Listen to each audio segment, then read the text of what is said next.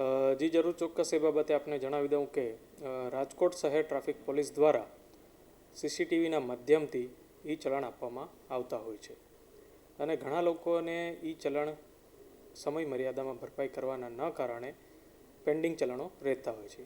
આવી જ રીતે રાજકોટ ટ્રાફિક શહેર પોલીસે 4થી વધુ જેમના ઈ ચલણ પેન્ડિંગ હોય તેમનું લિસ્ટ આરટીઓ કચેરીને પૂરું પાડેલ હતું.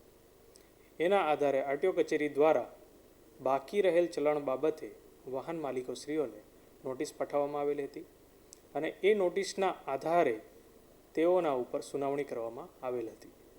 આશરે 100 જેટલા વાહન માલિકોને અત્રેની કચેરી દ્વારા નોટિસ ઇસ્યુ કરવામાં આવેલ હતી, જેમાં લોકોએ ઈ ચલણની ભરપાઈ ન કરી હોય તેવા 50 જેટલા વાહન ચાલકોને વાહન ધારકોને અત્રેની કચેરી દ્વારા લાયસન્સ સસ્પેન્ડની કાર્યવાહી કરવામાં આવેલ છે. જી જરૂર, ચોક્કસ. એ બાબતે પણ આપને જણાવી દઉં કે સરકારનું જે લેણું બાકી નીકળતું હોય કે એની ભરપાઈ કરવામાં ન આવતી હોય અને ગુનાહિત પ્રવૃત્તિમાં સંડોવાયેલા હોય તેવા અને મોટર વ્હીકલ કાયદાનો ભંગ કરનાર હોય તેવા વાહન ચાલકોને અત્રેની કચેરી દ્વારા લાયસન્સ સસ્પેન્ડની કાર્યવાહી પણ કરવામાં આવશે અને ગંભીર ગુનાઓ બાબતે વાહન રજિસ્ટ્રેશન કેન્સલ કરવાની પણ કાર્યવાહી કરવામાં આવશે. લાયસન્સ સસ્પેન્ડ થવાની પ્રક્રિયા 3 મહિના, 6 મહિના અને લાઈફ ટાઈમની રહેતી હોય છે.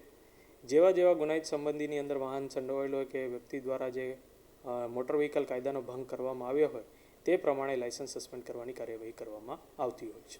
જાહેર જનતાને સંદેશો આપતા એ જણાવું કે ટ્રાફિકના નિયમો પાળવા જોઈએ, કેમ કે જ્યારે આપણે ટ્રાફિકના નિયમો પાળીએ છીએ તો સેફટી આપણી જ સચવાતી હોય છે. ઘણીવાર માર્ગ અકસ્માત થતા હોય છે. ટ્રાફિકના ભંગના નિયમોના ભંગના કારણે માર્ગ અકસ્માત થતા હોય છે.